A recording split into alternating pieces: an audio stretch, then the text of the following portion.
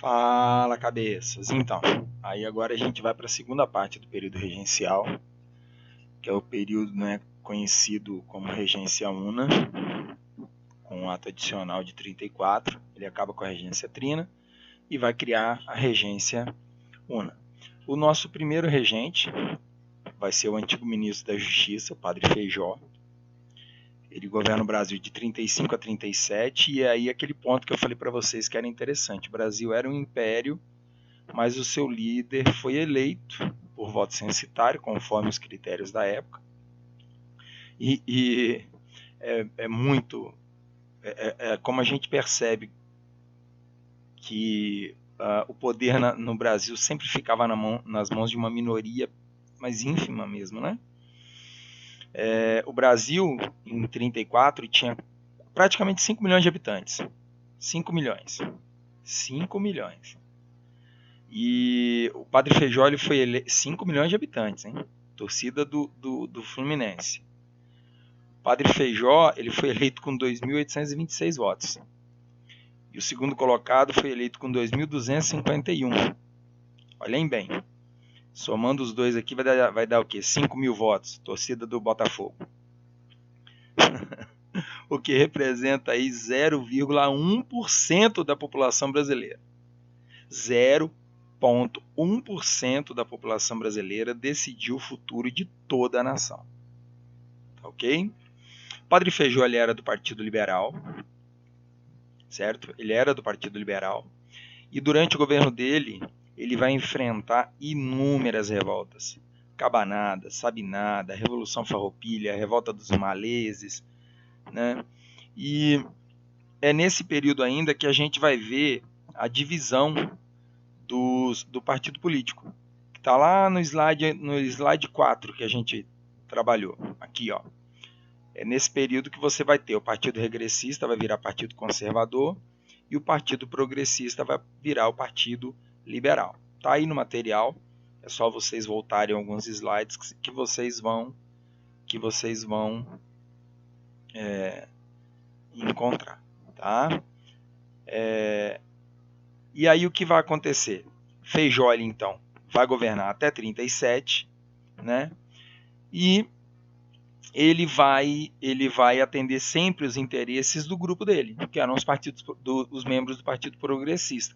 Classe média urbana, alguns proprietários rurais, alguns membros do clero, etc, etc e tal. Só que ele vai sofrer muita oposição do Partido Regressista. Ele vai sofrer muita oposição do Partido Regressista, que no futuro vai se transformar no Partido Conservador, igual a gente viu.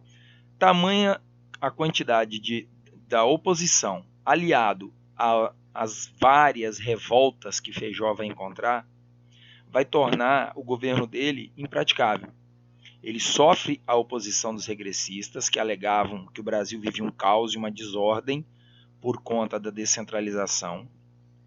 Então os regressistas eles batiam nisso. Os regressistas defendiam a centralização do poder. Eles achavam que o poder tinha que ser centralizado no Rio de Janeiro, nas mãos do governante, né, do regente. Então o Partido Regressista vai bater com vontade em Feijó, né? O Brasil vivendo inúmeras revoltas. Resumo da obra: Feijó não aguenta o tranco e acaba renunciando em 37. Quem assume? Assume o segundo colocado da brincadeira, que foi o Araújo Lima, que vai governar de 37 a 40. Ele era do Partido Regressista, ele era do partido da oposição, e ele faz de tudo para voltar à centralização. Ele vai fazer de tudo para voltar à centralização, né? Ele realiza algumas coisas, entre elas, né, até aqui a criação do Colégio Pedro II, que hoje é o que nós temos como o IFES, né? O Colégio Pedro II é um colégio federal também, é referência no Brasil, assim como o Instituto Federal, Arquivo Público, o Instituto Histórico, que está aí até hoje. Ele cria um chamado Ministério das Capacidades para ajudar a governar o Brasil. E, desculpem, uma das suas realizações, buscando a centralização novamente, vai ser em maio de 1840, que ele vai criar a lei interpretativa do ato adicional. Aquele ato adicional lá de 1834. Ele vai fazer uma lei interpretativa para esse ato, né? E o que essa lei interpretativa vai dizer? Ela vai dizer que o Rio de Janeiro, a capital, é que vai ter o poder de nomear todo e qualquer funcionário, controlar todo e qualquer órgão da polícia e da justiça, incluindo nos estados. Observe então, quando ele cria essa lei interpretativa do ato adicional, ele praticamente vai anular o Código de Processo Criminal de 32, ele anula o Código de Processo Criminal de 32, que dava aos juízes de paz, lembra? Poder de juiz e de delegado, as câmaras municipais, né, buscando uma descentralização. Ele praticamente anula esse Código Criminal de 32, ele praticamente anula isso, né, porque ele centraliza novamente no Rio de Janeiro e retira a autonomia das províncias. A autonomia essa que havia sido dada com o próprio ato adicional de 34. Então ele acaba com a autonomia, ele vai reinterpretar. Ele vai fazer uma reinterpretação, ele vai pegar o ato adicional e vai fazer uma uma nova interpretação desse ato adicional e muda a lei. Ele consegue aprovar isso no Congresso e o ato adicional de 34, então, ele é modificado, buscando sempre o quê? A centralização, a gente não pode esquecer. Então lembrem-se, de 31 a 37 é o período do avanço liberal.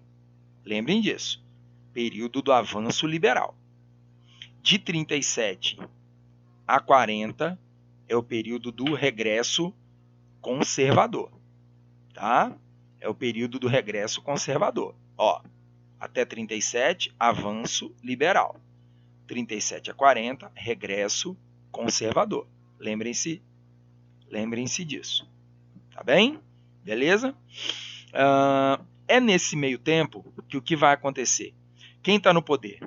Quem está no poder é o Partido Regressista, que vai se tornar no futuro o Partido Conservador.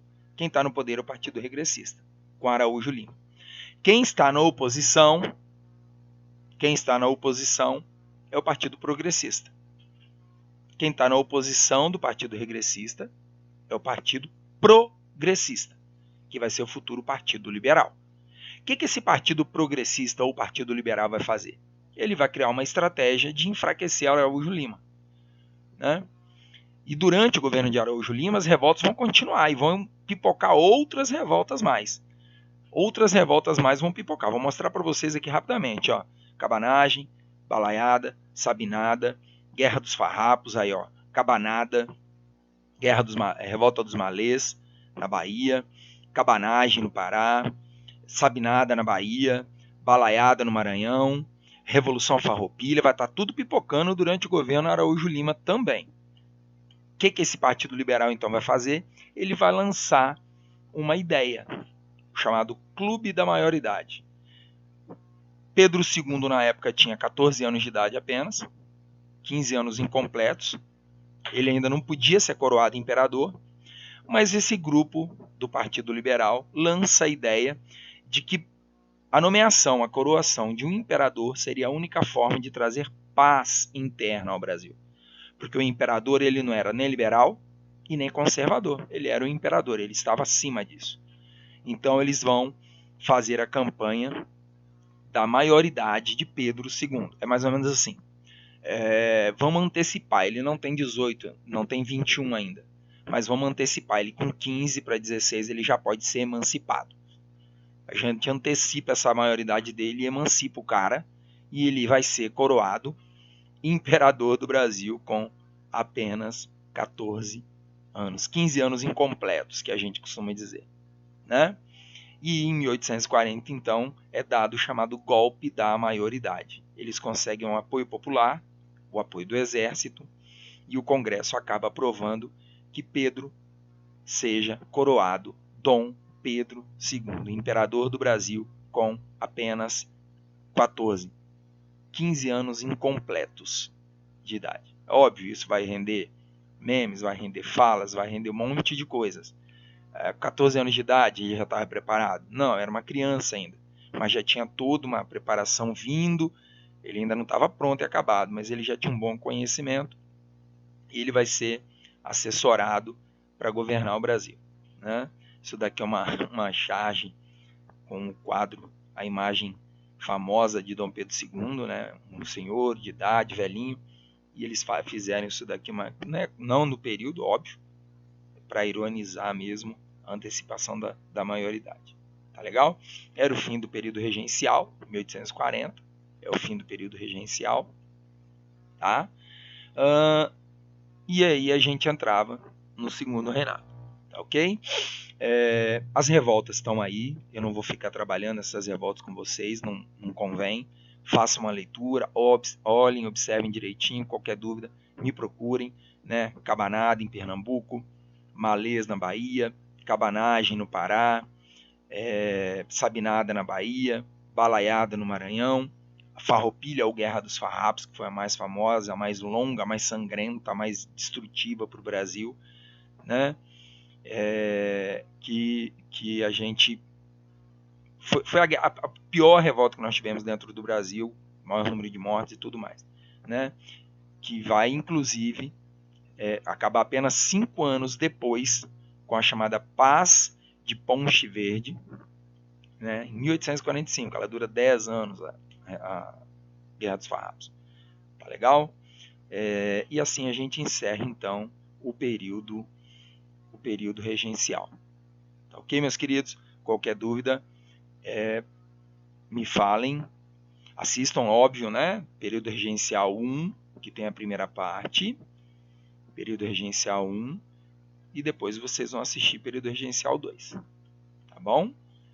Qualquer dúvida, estou à disposição. Vocês têm o material todo em PDF, em PPT, em DOC, tem os vídeos, tem o livro e tem a internet. Beijo grande no coração, meninos. Fiquem com Deus.